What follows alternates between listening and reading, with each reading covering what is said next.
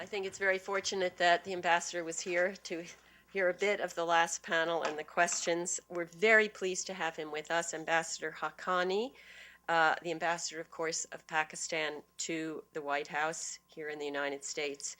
Ambassador Haqqani started his career as a journalist. It's quite impressive. He's a journalist, he's a diplomat, he's a former advisor to several Pakistani prime ministers. He was the Pakistani correspondent for the Far Eastern Economic Review. He has been a professor at Boston University and was the director there of the Center for International Relations.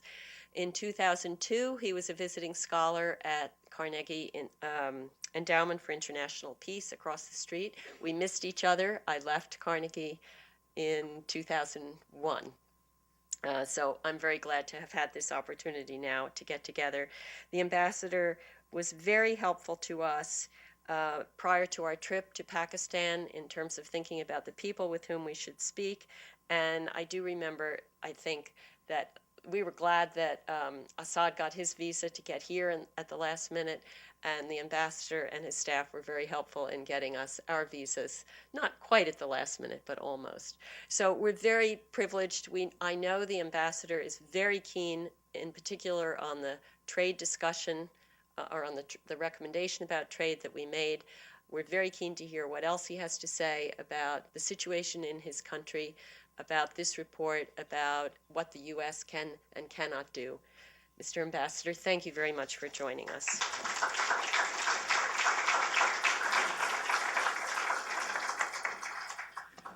Thank you very much, Nancy, for hosting this event, considering that, there's very little discussion of Pakistan in Washington, D.C. these days. So, and I hardly ever get an opportunity to talk about the situation in Pakistan and the relationship between U.S. policy and developments in my country. So I thought, this is going to be a particularly special occasion to find an excuse to do something that doesn't normally happen. Let me just begin by saying that there are some things about this report that has been presented today that are very special, and that is why I'm here. It actually does invite the U.S. Government and U.S. policymakers to develop some humility in terms of their policy, their aid policy towards Pakistan, and also to separate the development issues and the security issues, which sometimes get muddled in this city. And that's a positive recommendation that comes out of it. But these days, one has to think in terms of headlines. And so as I was coming here, I immediately looked at my BlackBerry as to sort of if this report was being talked about. And there was an AFP report. Molly, I don't know if you saw it. And the headline was, "Report recommends delaying aid to Pakistan." So this is what somebody extracted out of it. The reporters here, I don't mean to be mean to you, but that's what the job is, I guess. Find whatever sort of, things in the world, and then find the man who bit the dog. And so therefore you always and I think that is the wrong discussion. I don't think you're recommending delaying aid, etc. I think it's a much more complex and nuanced discussion. And so what I'm going to do today is to focus on what I consider to be the real issues for Washington and people in Washington to consider. Number one, I think the statement made by the gentleman towards the end, changes in Pakistan are going to come from events in Pakistan, from leadership in Pakistan, from the actions of the people in Pakistan. Development priorities will be determined by us, ought to be determined by us. It is our development that is being discussed. And so therefore, whatever people outside might think, and there is a whole class of people in Pakistan who actually feed off that, because they come here and they play that whole sort of thing about, this should be your priority. No, the Americans have to determine their priorities. Pakistan has to determine its own. Secondly, aid is not going to be the main basis on which Pakistan will find prosperity. Our prosperity will come from unleashing the potential of Pakistanis in trade, to opening up Pakistan to investment, to making it possible for our neighboring countries to trade with us and for us to benefit from the opportunities that are emerging both in our north and in our east. tremendous opportunities coming from two fast-growing economies, the emerging economies, the two most powerful emerging economies in the world, China and India, and we have to be able to be able to benefit from them. That is going to be the path to prosperity for Pakistan. The role of aid should be that of catalyst. It should be able to act as a catalyst for us to be able to accomplish that change on our own. What has happened over the years is that there's an aid-centered discussion on Pakistan, and that creates, by the way, political problems between Pakistan and the United States. The knee-jerk reaction of Congress is, any problem with Pakistan, how do we turn off their aid tap? How do we punish them with aid? By cutting off aid or by regulating aid. Now, no one is saying that there shouldn't be transparency. We understand. It's American taxpayers' money. If it's going to be spent in Pakistan, American taxpayers need to know where it's being spent and how. Legitimate. Transparency requirements and similarly accountability requirements, no one objects to. But at the same time, it becomes self-defeating when the attitude becomes that of the uncle who sees you through college, but at the same time, every time you have an argument, warns you that he's going to withdraw your college tuition and you will be out on the street if you don't behave yourself. That is not the right mode, that is not the right mood, that is not the right tone of the discussion. And I hope that the Center for Global Development and the report and the discussion on the report will actually make people think in terms of separating the security dimension from the development assistance dimension, and at the same time making sure that the discussion over aid does not become the only discussion about Pakistan. Pakistan is a nation of 180 million people. It has a lot of diversity. It has a lot of problems. And there are problems from Pakistan that have significance for the whole world. But the discussion about Pakistan and Pakistan's relations with the United States should not be just aid-centered. And threats to withdraw aid or debates about how our aid should change Pakistani behavior do not help change behavior. They only create a kind of a paradigm in Pakistan where some people then start doing politics in the name of, we reject aid, we are going to break the begging bowl. There's no begging bowl. Pakistan and the United States are partners trying to be helpful to each other. And I hope that there are people from USAID here whom I've been urging for a long time to tell your story. Pakistanis don't know that story. How many people here are from Pakistan or are of Pakistani origin? Please raise your hands. Okay, so that's a very large number. Okay. I have a question for you. What's the favorite form of orange that is consumed in Pakistan? Kinu. Where is kinu grown most in Pakistan? Punjab. Where is it originally from? I rest my case. It's originally from California. It wasn't grown in Pakistan until the 1960s. And now, nobody knows this. Nobody knows this. USAID won't tell this story. Nobody understands. I'm going to use that as a metaphor to explain to you this relationship, the aid relationship, and why there's a problem here and not understanding. Well, you see, in case of Kinu, what happened was the United States contributed the early seed and the saplings. We grew the trees. We eat the fruit. And everybody's forgotten where the seed came from. That was successful assistance. That was unconditional. That was without the big noise. That was we are going to cut off the trees. Nobody said, we'll chop the trees and take them back. If you guys, the development assistance industry had not become the big industry it's become in Washington, D.C. now. The Beltway bandits didn't exist in the 1950s, thank God. The multiple reports weren't written. 20% of aid wasn't squandered on writing reports about aid or about how to spend aid more wisely. Some guy in the US Agriculture Department said, what kind of oranges do you guys grow? And said, okay, let's find one that is really compatible and that's easier to grow on the kind of situation you have with the soil, etc. Went in, figured it out, and now Kinu is the most popular Pakistani citrus fruit. And nobody except a pedantic ex-professor turned ambassador like me remembers that Kinu is actually the fruit of US aid and assistance and partnership with Pakistan. Similarly, anybody here who's graduated from the Lahore University of Management Sciences? Okay. Now, since the Lahore University of Management Sciences these days produces only three types of people: people looking for a job, people who are Marxists, and people who have Islamist orientation. Which one are you? That was just a trick question. Um, but the Lahore University of Management Sciences is one of the best institutions in Pakistan, an independent academic institution that has become a very effective modern university in the city of Lahore. Started out with a management program, then grew and now has an engineering faculty and many others, and now is also expanding into social sciences. And notwithstanding the ideological dimensions, etc., of the faculty and the students, which sometimes disturbs me, the fact remains that it's a success story. But hardly anybody remembers that that educational institution was built and founded with United States assistance. The Institute of Business Administration in Karachi. Anybody a graduate of the IBA? Exactly, I knew that. So IBA, again, partnership between the Wharton School and Karachi University, my alma mater, and assistance from United States Agency for International Development.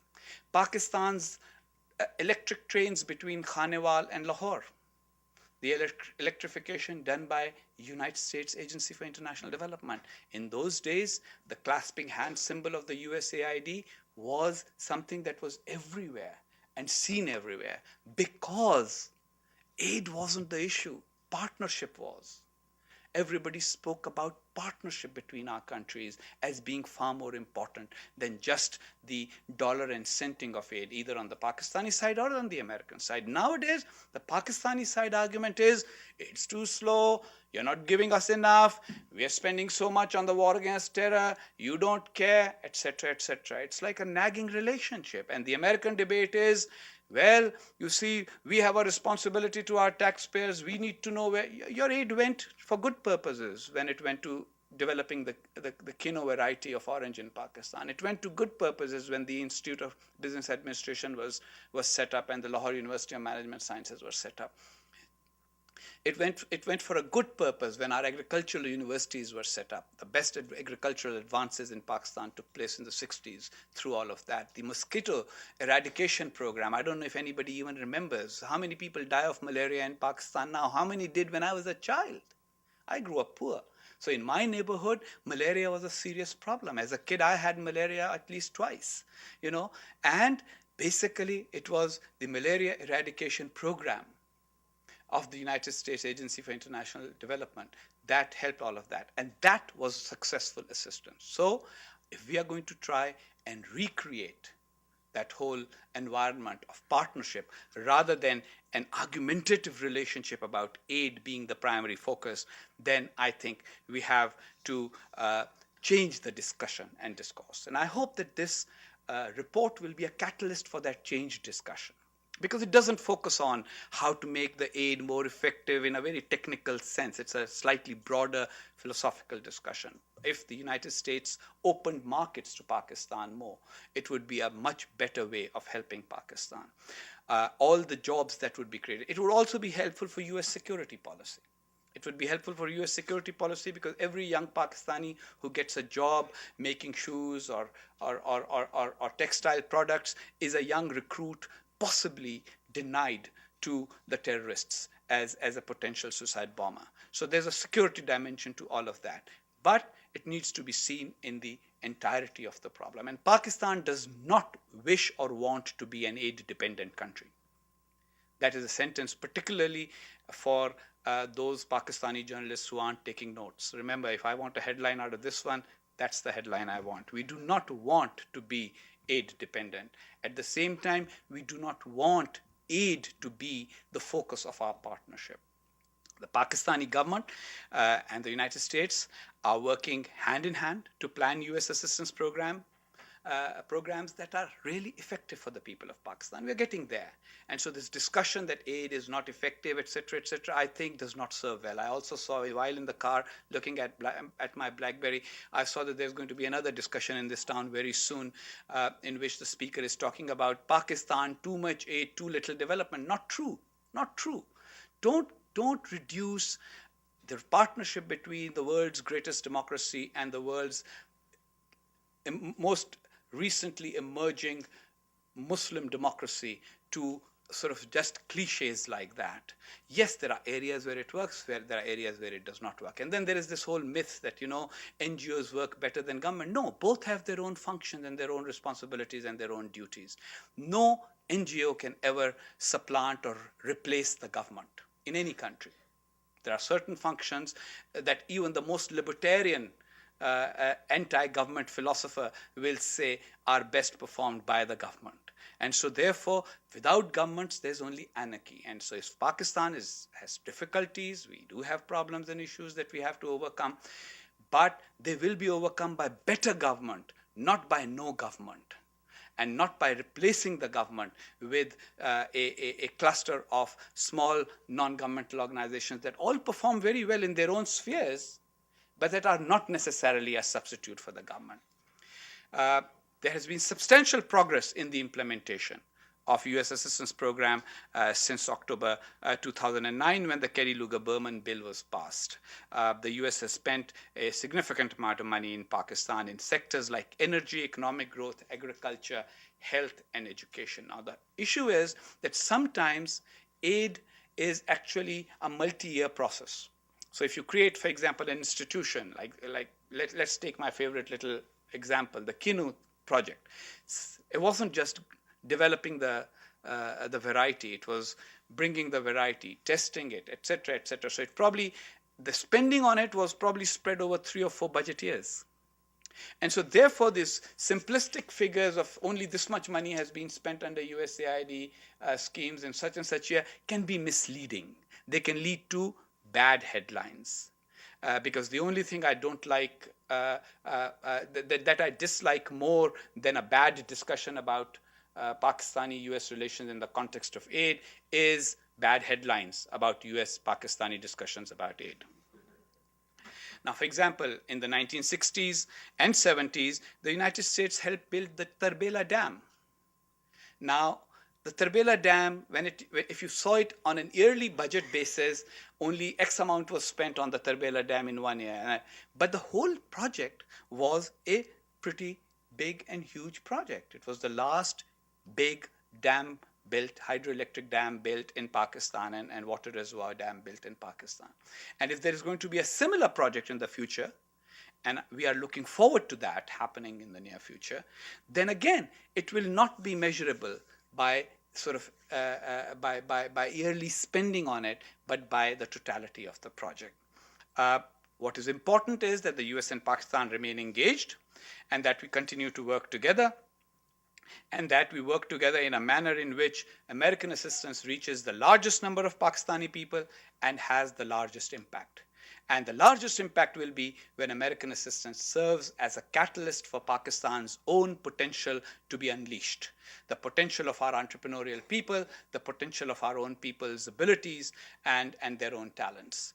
Now, there are certain areas where certainly, because of our own patterns of spending in the past, a lot more is expected from external assistance than from local governmental flows at this particular point in time. But that's not necessarily going to be the case. We need to educate our people because we want to educate our people. We need to educate them. We want to educate them, not just because it's a USAID project. Similarly, we need to provide better health care for our people. And that is not going to happen just because it's an aid project. It's going to happen because our people want it. So I think that it's important to try and change the discussion, understand Pakistan in its sort of in its multi-dimensional splendor. Security is a problem. Our regional equations are a problem. Terrorism is a problem. Poverty is a problem. Disease is a problem. Ignorance is a problem. But at the same time, we are also one of the significant economies in the world, a young population that can be very productive as we move forward. And the most important thing is that there is no single silver bullet, no single silver bullet to solve the problems of any country, and that bullet is not going to be fired by just one assistance program of any country, any other country either. So the discussion in Washington should be about partnering with Pakistan, not about how to solve Pakistan's problems, because Pakistan's problems are going to be solved as a result of the discussions taking place in Karachi, Quetta, Peshawar, Lahore, and Islamabad, and Gilgit-Baltistan and Muzaffarabad, and not just by the discussions that take place in Washington, D.C. Having said that, let me just say that I am very grateful to Nancy and Molly and the entire crew for having paid the attention that they have done, and especially the focus on trying to change the patterns of trade between Pakistan and the United States, for facilitating them and to enable Pakistan to export more to the United States, to take advantage of the American market, improve market access. Those are arguments that I think Nancy and Molly have been making, and that need to be made again and again, because if you look at it, per capita, US assistance for Pakistan is not that significant. It's a nation of 180 million people. Even $1.8 billion in annual assistance would come to, I'm not good at math, you do the math, or what is the per capita assistance. Remember that even now, the spending, annual spending on assistance for Pakistan is only 5.5 days spending of the United States, military spending in Afghanistan. So in real terms, US assistance is really less than 1% of Pakistan's GDP, less than 5% of Pakistan's federal budget, and very frankly, much less, only a small, about 10% of the remittances that Pakistanis living abroad send to Pakistan. So while it may be very significant and important, and we do not want to be ungrateful, we appreciate it, and we appreciate American assistance, and we would like it to continue, but at the same time, we need to keep things in perspective and not let them ruin the discussion. And my last request is that I understand. I didn't become one myself, but I understand the wonderful role that development professionals play in the development of other countries. But let us be honest, the development professionals' contribution is just one part. The other part comes from the people, it comes from the political process. It cannot be the only game in town. And that shouldn't be the understanding of development professionals. They should be there to assist those who are part of the democratic political process. I'm also very heartened by the commitment of Nancy and her team to the democratic process in Pakistan, because one thing almost all Pakistanis now agree on is that the way forward for Pakistan is by improving its democracy, not by scrapping it. Thank you all very much for listening to me so patiently.